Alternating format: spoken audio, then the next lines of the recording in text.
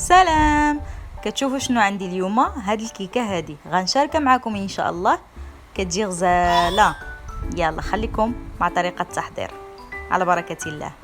غنحتاجوا اول حاجه 3 بيضات يكونوا مواسطين، غنعملهم في واحد البول ونعمل عليهم واحد رشيشه ديال الملح مشات لي لقطه، ونزيد عليهم نص كاس ديال السكر زايد شويه مع خنيشه ديال الفاني،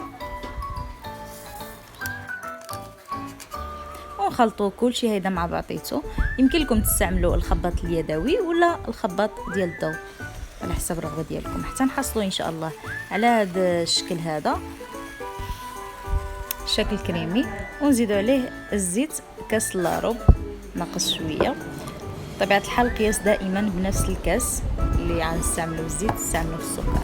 ونضيفوا كذلك واحد الياغورت مسوس، يمكن تعوضوه بالياغورت العادي ولا بكاس د الحليب الا ما كانش متوفر، حيتاش انا في هذه الوصفه راه ما غنعملش الحليب.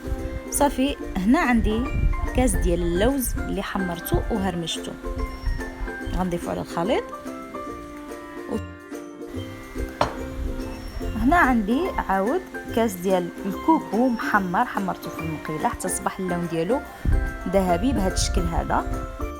وغنزيد اخر حاجه هما هاد الحبيبات ديال الشوكولا صغارين.